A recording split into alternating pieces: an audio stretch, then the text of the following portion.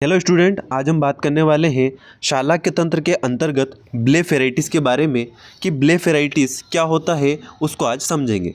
तो सबसे पहले देखते हैं कि ब्लेफेराइटिस की डेफिनेशन क्या होती है। तो इसके अंदर लिखना है chronic inflammation of lid margin. ठीक है, जो आई की लिड मार्जिन होती है उसके अंदर क्रोनिक इन्फ्लामेशन होना ही क्या कहलाता है, हमारा ब्लेफेराइटिस कहलाता है। अब दोस्तों, किसी को ये नहीं पता कि लिड मार्जिन क्या होता है, तो उस सज्जन व्यक्ति को मैं बता देना चाहता हूँ कि लड़कियाँ ब्यूटीफुल होने के लिए, खूबसूरत बनने के लिए आँखों में जहाँ काजल लगाती है उसको लिड मार्जिन बोलते हैं। चलिए आगे बढ़ते हैं। तो ब्लेफेराइटिस क्या है? Chronic inflammation of lid margin. अब बात करें इसके टाइप्स की। टाइप्स क्या होते हैं? तो इसके 5 टाइप होते हैं, सीबेरोइक और स्क्यूमस ब्लेफेराइटिस। या तो सीबेरोइक ब्लेफेराइटिस बोल सकते हैं या फिर स्क्यूमस ब्लेफेराइटिस भी बोल सकते हैं। दोनों नाम इसी के हैं। क्या है? सीबेरोइक और स्क्यूमस ब्लेफेराइटिस। सेकेंड होता है स्टेफाइलोकोकस या फिर अल्सरेटिव ब्लेफेराइटिस। सेकेंड क्या है? स्टेफाइलोकोकस या फिर अल्सरेटिव ब्लेफेराइटिस। नेक्स्ट है mixed blepharitis. Fourth one is posterior blepharitis और लास्ट है पैरासाइटिक ब्लेफेराइटिस। तो इस तरह से जो ब्लेफेराइटिस होता है 5 प्रकार का होता है। अब यहाँ पर ब्लेफेराइटिस को समझाने से पहले, यहाँ पर जो ब्लेफेराइटिस की मूवी है उसको समझाने से पहले इस मूवी को किस डायरेक्टर ने बनाया और किसने प्रोड्यूस किया उसको समझना जरूरी है। तो पहले देखते हैं, यहाँ पर आपको पता होना चाहिए कि आई के अंदर ग्लैंड कितनी होती है। ठीक है, तो यहाँ पर सबसे पहले देखेंगे अपन क्या, आई ग्लैंड्स। आई ग्लैंड्स कितनी होती है? 3 प्रकार की होती है, मीबोमियन ग्लैंड्स, जीज ग्लैंड्स और मोल ग्लैंड्स। ठीक है, तो यहाँ पर आई ग्लैंड्स कितनी होती है? 3 प्रकार की, मीबोमियन ग्लैंड्स, जीज ग्लैंड और मोल ग्लैंड्स। ठीक है, अब इनका क्या मतलब है भाई, ये क्या करती है उनको समझाता हूँ आपको। तो मीबोमियन ग्लैंड जो होती है वो क्या करती है? सिक्रेट करती है मीबम को। ठीक है, मीबम क्या होता है भाई? तो मीबम होता है लिपिड। ठीक है, आपको बस इतना सा पता होना चाहिए, ये क्या है? लिपिड। ज़्यादा डिटेल में जाने की जरूरत नहीं है, क्या होता है क्या नहीं होता है, बस इतना समझो मीबम क्या है, एक प्रकार का लिपिड है, ऑयल है। ठीक है, जीज ग्लैंड से निकलता है क्या? सीबम। ठीक है, सीबम भी क्या होता है? लिपिड होता है। अब यहाँ पर कंफ्यूज हो जाओगे, आपके माइंड में कंफ्यूजन आएगा कि भाई मीबम और सीबम के अंदर डिफरेंस क्या है। तो दोनों ही एक तरह से लिपिड ही हैं, लेकिन जो हमारा सीबम होता है उसके अंदर जो फॉस्फोलिपिड होते हैं, ट्राइग्लिसराइड होते हैं, फैटी एसिड होते हैं, उनका अमाउंट जो मीबोमियन ग्लैंड के अंदर मीबम सिक्रेट हो रहा है उसके कंपैरिजन में ज़्यादा होता है। ठीक है, किसके अंदर ज़्यादा होता है? सीबम के अंदर ट्राइग्लिसराइड हो गए, हमारे फॉस्फोलिपिड हो गए, वो ज़्यादा होते हैं as compare of the meibum. इतना सा आप ध्यान में रखो, आपको इतना ज़्यादा लोड लेने की जरूरत नहीं है। आप बस इतना सा ध्यान रखो, मीबोमियन ग्लैंड क्या सिक्रेट कर रही है? मीबम, जो क्या होता है? लिपिड या ऑयल। और जीज ग्लैंड क्या कर रही है? सीबम सिक्रेट कर रही है, वो भी क्या है? लिपिड। आगे बात करें मोल ग्लैंड। मोल ग्लैंड से निकलता है स्वेट। ठीक है, स्वेट का मतलब पसीना। और ये तीनों ग्लैंड जो रहती है कहाँ प्रेजेंट रहती है? Present in eyelid. ठीक है, तीनों ही कहाँ रहती है? आईलिड के अंदर रहती है। ठीक है, अब आगे बात करते हैं। सबसे पहले हमारा क्या है? सीबेरोइक और स्क्यूमस ब्लेफेराइटिस। इसको समझाता हूँ आपको कि ये क्या होता है। सीबेरोइक और स्क्यूमस ब्लेफेराइटिस जो होता है, यह स्काल्प में होने वाले सीबेरोइया स्किन डिजीज़ की तरह होता है। ठीक है, तो जो स्काल्प के अंदर आपने देखा होगा अभी ठंड के टाइम पे मोस्ट ऑफ बालों के अंदर क्या हो जाता है? डेंड्रफ जम हो जाता है, क्रस्ट पपड़ी जम जाती है। ठीक है, वो like skin infection like he होता है। जो सीबेरोइया होता है उसके अंदर भी क्या होता है? बहुत ज़्यादा डेंड्रफ बन जाता है बालों के अंदर, हेड के अंदर, और पपड़ी लगातार निकलती रहती है। ठीक है, तो इसका कोरिलेशन किससे किया है? सीबेरोइया जो स्किन डिजीज़ है उससे कोरिलेट किया है। किसका? सीबेरोइक और स्क्यूमस ब्लेफेराइटिस का, कि ये उससे मिलता जुलता है। तो भाई इसके अंदर होता क्या है? इसमें glands of Zeis abnormal excessive lipid को सिक्रेट करती है और यह लिपिड कोरिनीबैक्टीरियम एक्ने के द्वारा इरिटेटिंग फ्री एसिड में कन्वर्ट कर दिया जाता है। तो भाई होता क्या है? तो यहाँ पर जीज ग्लैंड इसलिए समझाया मैंने अभी आपको पहले। जीज ग्लैंड क्या सिक्रेट कर रही थी? लिपिड। तो यहाँ पर देखिए क्या बता रहा है कि जीज ग्लैंड क्या करती है? एबनॉर्मल एक्सेसिव लिपिड को निकालती है।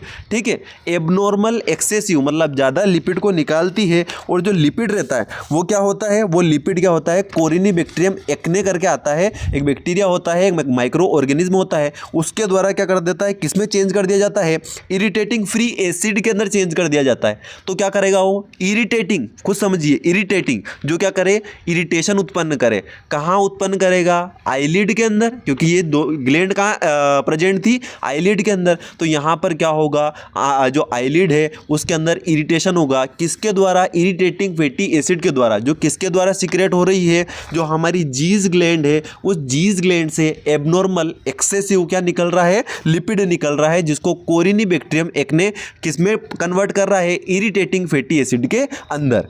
आगे देखिए, इसके कोज को समझते हैं कि आखिरकार ये क्यों हो रहा है। तो सबसे पहला है मेटाबॉलिक फैक्टर, या तो जो मेटाबॉलिज्म है उसके अंदर कोई चेंजेस हो जाए, उसकी वजह से जीज ग्लैंड क्या करे, एबनॉर्मल एक्सेसिव लिपिड का सीक्रेट करने लग जाए। सेकंड क्या होता है, अनहाइजेनिक कंडीशन, ठीक है, अनहाइजेनिक कंडीशन में भी हमको ये देखने को मिल सकता है, ठीक है। Use of cosmetics on the lid margin, ठीक है। अब लो क्वालिटी के यदि कॉस्मेटिक्स का यूज़ किया जाएगा तो भी यहाँ पर हमको ब्लेफेराइटिस देखने को मिल सकता है। साथ ही एक्सपोजर टू स्मोक और डस्ट, ठीक है, तो धुएं और धूल के संपर्क में आने पर भी क्या हो सकता है, यहाँ पर ब्लेफेराइटिस देखने को मिल सकता है। तो यहाँ पर कोज क्या हो गए, मेटाबॉलिक फैक्टर हो गया, मेटाबॉलिज्म में गड़बड़ हो जाए, अनहाइजेनिक कंडीशन हो सकती है, ठीक है, लो क्वालिटी के यदि कॉस्मेटिक यूज़ किए जाएंगे लिड मार्जिन पर तो भी हो सकता है, और एक्सपोजर टू स्मोक और डस्ट, यदि आँख की जो आईलिड है वो धुएँ और धूल के संपर्क में आएगी तो भी यहाँ पर ब्लेफेराइटिस देखने को मिल सकता है। चलिए आगे बात करते हैं कि इसके अंदर हमें साइन और सिम्टम क्या देखने को मिलेंगे। तो साइन देखिए, इसके अंदर flakes and scales present around the base of eyelashes, ध्यान में रखिए ये मोस्ट इंपॉर्टेंट है, ठीक है। साइन का मतलब क्या, जो हमें सामने से दिखाई देगा। फ्लेक्स का मतलब होता है गुच्छे, और स्केल्स का मतलब होता है परतें, ठीक है। स्केल्स का मतलब क्या होता है, परतें। तो आंखों के अंदर हम क्या देखने को मिलेगा, परतें देखने को मिलेगी। जो आईलैशेस रहेंगे, जो हेयर हैं आईलिड के ऊपर, जो हेयर चिपके हुए हैं जिनको हम आईलैशेस बोलते हैं, वहाँ पर क्या देखने को मिलेंगे, हमें गुच्छे देखने को मिल सकते हैं। और वहाँ पर आईलिड के ऊपर क्या देखने को मिल सकती है, परतें देखने को मिल सकती है, स्केल्स देखने को मिल सकते हैं, ठीक है। एग्जाम में कभी कभी डायरेक्ट ऑब्जेक्टिव पूछा जाता है यहाँ से, तो ध्यान में रखना है कि यहाँ पर flakes and scales present around the base of eyelashes, ठीक है। आगे बात करें तो रेडनेस इन आईलिड, ठीक है, तो वहाँ पर रेडनेस तो आना स्वाभाविक है क्योंकि एसिड का सिक्रेशन हो रहा है, ठीक है। जो इरिटेटिंग फैटी एसिड है वो सिक्रेट हो रहा है, तो आँख के अंदर इरिटेशन करेगा तो रेडनेस तो आएगी आएगी। चलिए तो साइन हो गए। आगे बात करते हैं सिम्टम की, कि सिम्टम क्या देखने को मिलेंगे। तो इरिटेशन होगा, ठीक है, इरिटेशन होगा, साथ ही साथ डिस्कम्फर्ट इन दी आइस, ठीक है, डिस्कम्फर्ट देखने को मिलेगा, और लेक्राइमेशन होगा, एक्सेसिव लेक्राइमेशन होगा, लगातार आंसू निकलते रहेंगे, ठीक है। आगे बात करें ट्रीटमेंट की कि भाई ठीक कैसे करें इसको, तो सबसे पहला तो क्या है, हाइजीन मेंटेन करना है, ठीक है, हाइजीन मेंटेन करना है। और हाइजीन मेंटेन करने के बाद उसमें भी क्या करना है, क्रस्ट पपड़ी को सॉफ्ट करने के लिए हॉट फर्मेंटेशन सबसे पहले क्या करेंगे, वहाँ पर जो पपड़ी है, जो वहाँ पर क्रस्ट जम गई है उसको क्या करेंगे, थोड़ा सॉफ्ट करने की कोशिश करेंगे। तो वहाँ पर क्या करेंगे, हॉट फर्मेंटेशन करवाएंगे। हॉट फर्मेंटेशन का मतलब क्या, वहाँ पर सेक करवाएंगे, ठीक है, सेक करवाएंगे तो उससे क्या होगा, क्रस्ट को हटाने के लिए बेबी शैम्पू या सोडियम बाइकार्बोनेट का यूज़ करो। अब क्या करना, पहले आपने हॉट फर्मेंटेशन करके पपड़ी को क्या कर दिया, सॉफ्ट कर दिया, ताकि जब वो निकले तो आइस के अंदर किसी भी तरह की प्रॉब्लम ना हो। देन उसके बाद क्या करना है, आपको बेबी शैम्पू या सोडियम बाइकार्बोनेट से उस आईलैशेस को वॉश कर लेना है, ताकि क्या हो जाए, जो क्रस्ट वो आसानी से निकल जाए। आगे बात करें सेकंड, यहां पर क्या करना है, टॉपिकल एंटीबायोटिक का यूज करना है, ठीक है, टॉपिकल एंटीबायोटिक को वहां पर अप्लाई करना है, ठीक है। आगे बात करें तो स्टेरॉइड आई ऑइंटमेंट का एप्लीकेशन करना है। तो वहां पर जो स्टेरॉइड से बने हुए आई ऑइंटमेंट आते हैं, क्रीम्स आती है, उनको भी आप आईलैशेस के ऊपर, आईलिड के ऊपर लगा सकते हो, ठीक है। तो समझ में आ रहा है आसानी से। तो कोज क्या हो गए, मेटाबॉलिक फैक्टर, अनहाइजीनिक कंडीशन, ठीक है, कॉस्मेटिक का जो लो क्वालिटी के कॉस्मेटिक है उनका यूज़ करने से, एक्सपोजर होने से स्मोक और डस्ट का। साइन क्या देखने को मिलेंगे, flakes and scales around the base of eyelashes, redness हो जाएगी, सिम्टम में इरिटेशन देखने को मिलेगा, डिस्कम्फर्ट देखने को मिलेगा, एक्सेसिव लेक्राइमेशन देखने को मिल सकता है। तो यहाँ पर सिम्टम तो बहुत ही सिंपल है, आप देखते हैं हमारी आंखों के अंदर थोड़ा सा कचरा भी गिर जाता है तो हमें कैसा लगता है, डिस्कम्फर्ट फील होता है, इरिटेशन होती है, आंसू आने लग जाते हैं। तो लगभग सिंपल सी चीज़ें हैं, खुद ही लिख सकते हैं अपन, कोई इसमें स्पेसिफिक समझाने की जरूरत मेरे को नहीं है। ठीक है, ट्रीटमेंट मैंने बता दिया आपको, हाइजीन मेंटेन करके रखना है। पहले जो क्रस्ट बनी है, पपड़ी बनी है, उसको हॉट फर्मेंटेशन से सॉफ्ट कर लो, देन बेबी शैम्पू या सोडियम बाइकार्बोनेट से वॉश कर दो, वहाँ पर टॉपिकल एंटीबायोटिक को लगा दो, साथ ही साथ में स्टीरॉयड ऑइंटमेंट को लगा दो, तो ये आसानी से ठीक हो जाएगा। चलिए आगे बात करते हैं। नेक्स्ट हमारा क्या है, स्टेफाइलोकोक्कल या फिर अल्सरेटिव ब्लेफेराइटिस। ठीक है, इसको समझते हैं। तो जैसा कि नाम से पता चल रहा है स्टेफाइलोकोकस, ठीक है, स्टेफाइलोकोक्कल किससे मतलब स्टेफाइलोकोक्कल नाम क्यों पड़ा, क्योंकि ये स्टेफाइलोकोकस माइक्रो ऑर्गेनिज्म के इन्फेक्शन से हो रहा होगा। तो यहाँ पर लिखना है chronic staphylococcal infection of lid margin. ठीक है, इसके अंदर क्या होगा, chronic staphylococcal infection of the lid margin. Lid margin पर क्या हो जाएगा, जो स्टेफाइलोकोकस नाम की माइक्रो ऑर्गेनिज्म है उसका क्या हो जाएगा, इन्फेक्शन हो जाएगा। ठीक है, अब आगे लिखना है इसके अंदर characterise by deposition of yellow crust at the root of eyelashes. भाई इसको कैसे पता करेंगे कि स्टेफाइलोकोक्कल या फिर अल्सरेटिव ब्लेफेराइटिस हो रहा है, तो इसको पता करने का तरीका ये है कि जो आईलैशेस है वहाँ की उनकी जो रूट्स है, ठीक है, उनकी जो जड़ें हैं, बालों की जो जड़ें हैं, फॉलिकल्स है, वहाँ पर हमें क्या देखने को मिलेगा, येलोइश क्रस्ट देखने को मिलेगी, येलो कलर की पपड़ी जमी हुई देखने को मिलेगी। तो क्या हो जाएगा, वो क्या कहलाएगा, स्टेफाइलोकोक्कल या फिर अल्सरेटिव ब्लेफेराइटिस कहलाएगा। इसका कोज क्या है, तो अभी मैंने आपको बताया स्टेफाइलोकोकस इन्फेक्शन, उसी को आपको लिखना है इसके अंदर। आगे बात करें साइन के अंदर क्या देखने को मिलेगा, yellow crust present at the root of eyelashes. तो जिससे हम कैरेक्टराइज कर रहे थे वही साइन भी आएगा, क्योंकि देखने को क्या मिल रहा है, येलोइश पपड़ी देखने को मिल रही है, येलोइश क्रस्ट देखने को मिल रही है, कहाँ, base of roots of the eyelashes पे। आगे बात करें तो क्रस्ट हटाने पर अल्सर दिखाई देते हैं। तो भाई इसको अल्सरेटिव ब्लेफेराइटिस क्यों बोल रहे हैं, कि भाई इसलिए बोलते हैं कि जो क्रस्ट लगी हुई है, जो पपड़ी लगी हुई है, यदि उसको हटाते हैं तो नीचे छोटे छोटे जो आईलिड है उसके ऊपर छोटे छोटे हमें अल्सर देखने को मिलते हैं, इसलिए इसको बोल दिया अल्सरेटिव ब्लेफेराइटिस। ठीक है, तो क्या है, ये क्रोनिक स्टेफाइलोकोकस इन्फेक्शन की वजह से होने वाला एक तरह से इन्फेक्शन है, जिसको किससे कैरेक्टराइज करते हैं, yellowish crust at the root of the eyelashes से। वही इसका साइन भी है, कोस के अंदर स्टेफाइलोकोकस इन्फेक्शन आएगा। आगे बात करें सिम्टम, तो सिम्टम जैसा मैंने अभी आपको सीबेरोइक के अंदर पढ़ाया सेम कॉपी होंगे, इरिटेशन, डिस्कम्फर्ट इन द आई। आगे बात करें तो लेक्राइमेशन होगा, एक्सेसिव लेक्राइमेशन होगा। ट्रीटमेंट की बात करें तो ट्रीटमेंट भी सेम है, सीबेरोइक रहेगा। ठीक है, यहाँ पर भी क्या करना है, हाइजीन को मेंटेन करके वही क्रस्ट पपड़ी को हटाने के लिए क्या करेंगे, पहले hot fermentation, then sodium bicarbonate या फिर बेबी शैम्पू से वॉश करवाना है, टॉपिकल एंटीबायोटिक का एप्लीकेशन करना है, और स्टीरॉयड के जो हमारे आई ऑइंटमेंट है उनको यहाँ पर लगाना है।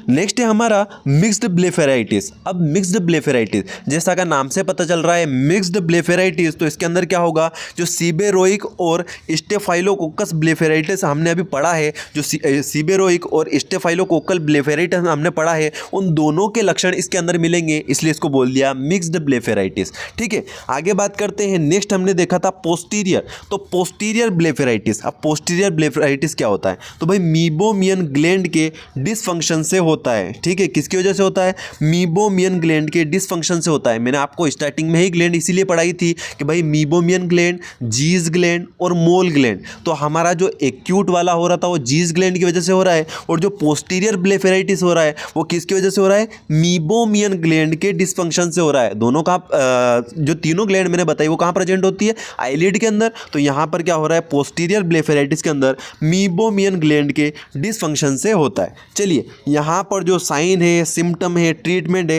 वो सभी आपका सीबेरोइक और स्टेफाइलोकोकस जो हमारा ब्लेफेराइटिस था उसकी तरह रहेंगे। ठीक है, यदि ज़्यादा डिटेल क्वेश्चन आता है तो आप इनको डबल लिखें, और यदि शॉर्ट में लिखना हो तो आप डायरेक्ट भी लिख सकते हैं कि भाई साइन, सिम्टम और ट्रीटमेंट जो हमारा सीबेरोइक और स्टेफाइलोकोकल ब्लेफेराइटिस होता है उसकी तरह ही इसका होता है। आगे बात करते हैं पैरासाइटिक ब्लेफेराइटिस। पैरासाइटिक ब्लेफेराइटिस क्या होता है भाई, तो इसका पॉजिटिव ऑर्गेनिज्म होता है डिमोडेक्स फोलिकुलरम इन्फेक्शन। ध्यान से याद करना है, पैरासाइटिक ब्लेफेराइटिस किसकी वजह से होता है, डिमोडेक्स फोलिकुलरम इन्फेक्शन। तो नाम से पता चल रहा है पैरासाइटिक, जो पैरासाइट की वजह से हो, विषाणु की वजह से हो। तो यहाँ पर विषाणु पैरासाइट कौन है? डिमोडेक्स फोलिकुलरम। ठीक है, तो ये सबसे पहला क्या हो गया? पॉजिटिव ऑर्गेनिज्म क्या हो गया हमारा? Demodex folliculorum infection. चलिए आगे बात करते हैं। Mainly present in children due to poor hygienic condition.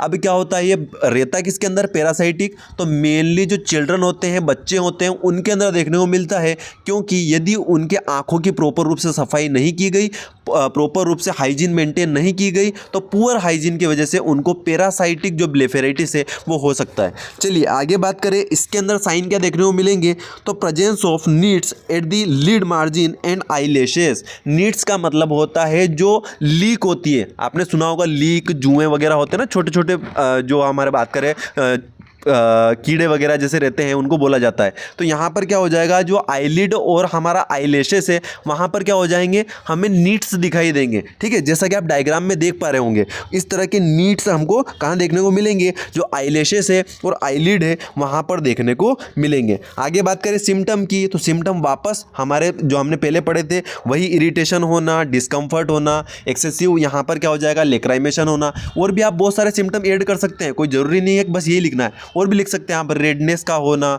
ठीक है, लॉस ऑफ फंक्शन का होना, विजन का क्या हो जाना, इम्पेयर्ड होना, बहुत सारी चीज़ें आप इसके अंदर ऐड कर सकते हैं, वो आपके ऊपर डिपेंड है। आगे बात करें ट्रीटमेंट की, तो ट्रीटमेंट के अंदर लिखना है आपको mechanical removal of nits by forceps.